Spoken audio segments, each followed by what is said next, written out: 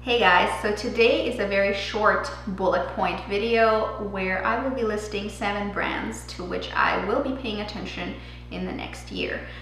These are also the brands that I do not think get enough attention on YouTube and online, so for each I will kind of give you a reason why I think it's worth your while. The first brand on my list is Clinique. So I think Clinique is a very interesting brand. I think in the next couple of years, they will surprise us with a lot of cool releases. In the last 2 to 3 years, they've been releasing really cool products in both makeup range and their skincare range. Their skincare range is very impressive for the price. They are tethering a super fine line of sort of mainstream and luxury. They're kind of like higher middle market, I would say, but they do a super good job with their formulation. They take it seriously. Their formulations are actually effective, and Clinique makes some really darned good skincare products. However, their makeup line tends to get very much overlooked, in my opinion. Some of my favorite products come from Clinique. Their little chubby sticks for lips are super comfortable. Their cheek pops are beautiful, very pretty inside and out. And they have a fantastic BB cream that is sold exclusively in Sephora, Acne Solutions BB. It's very good. I am very excited to try out more. I recently tried their lipsticks and they're a pigmented beauty for sure. Their lipsticks are gorgeous. I'm looking forward to sort of exploring the range. I think it's highly overlooked, and the quality of the actual items that are in the range is so far as I could see from what I have tried, is superior. Brand number 2 is Bare Minerals. Bare Minerals, from what I can see, produce really excellent basics. They have a really beautiful moisturizing foundations, gel creams, primers, very beautiful, very classic loose powder foundation. They have loose powder products that most brands do no longer produce because somehow the market it's not in fashion right now on the market, but it'll come back, I'm sure. And it's just a really nice basics brand. I have swatched their eyeshadows and I was extremely impressed with pigmentation and the formulation of the actual shadow. They're beautiful, 8.0 and 16.0, I believe. I've tried both in the store, but currently I'm decluttering my shadow palettes, and I'm thinking in the next year I might get my hands on some of the Bare Minerals shadows. They produce beautiful neutrals. They produce very pretty wearable basics, and they put a lot of thought into their product line.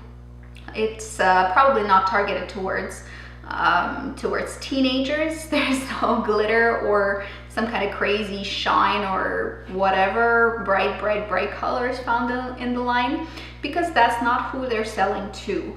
I think I'm closer to their customer base with my neutrals and my love for easy blendable shadows that are not like crazy pigmented. So it really entirely depends on what you like, but Bare Minerals kind of are starting to come across to me like a brand I should be paying attention to because of the quality of their products. What I look for is superior quality, and Bare Minerals, I think, delivers on that front.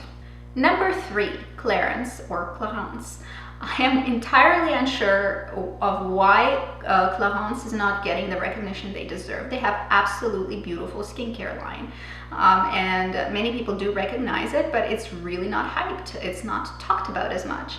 They have some interesting makeup products that I've been kind of eyeing and trying out here and there, and quite frankly, I haven't really found a complete dud yet. I found things that I either like or love, and it's quite impressive. I want to try a lot more from their lineup, really test some of the products on my skin, and given that they are sort of skincare associated brand, I do believe that it's probably a good idea to get some makeup from them and see if their skincare spills over into their makeup line as well, and I can get some double triple benefits from my purchases. So I'm excited to try Clarins. I think they're not talked about enough, and they have a really nice sophisticated range. Another brand that I want to go ahead and try more from is Laura Geller. Laura Geller is a brand that is really not talked about very much on YouTube anymore. It had a bit of a splash in terms of hype at some point a few years ago, but that died down. And now there is very little that's being said about Laura Geller. However, I think Laura Geller is a worthy brand to explore because, again, of the quality of their products. I have tried some powder products from them, and I was very, very interested in trying a primer from them, and I have a moisturizing primer that I need to break into and go ahead and try on my skin. But their powder foundations, their bronzers, and highlights are absolutely gorgeous. I was floored at how well they blended, how silky and wonderful the powders were. They really feel like very high-end, great formulations, and they look very, very, very good on skin. So I'm very interested in exploring more of what Laura Geller has to offer, maybe some of her color cosmetics. It just seems like such a shame that such a good quality brand does not get enough hype out there. Brand number 5 is Lise Watier, and I know that Lise Watier is not universally available. It's a Canadian luxury brand, but they do have some gems that I have in my collection and I completely adore. They have beautiful pigments, they have really gorgeous matte cream shadows, and what else is there in their line that I'm just not getting my hands on? I'm going to explore it a little bit more. I'm curious, I'm intrigued. I like that the brand is Canadian. And frankly, I know very little about what they have to offer in their permanent range, so I will make a point of exploring it more this coming year. Brand number 6 on my list is Smashbox. Smashbox, I think, is hugely overlooked. They do have some really amazing products that people do pick up and talk about, but frankly, I think they deserve a lot more hype than what they're getting. I think their formulas, especially for their powder products, are wonderful.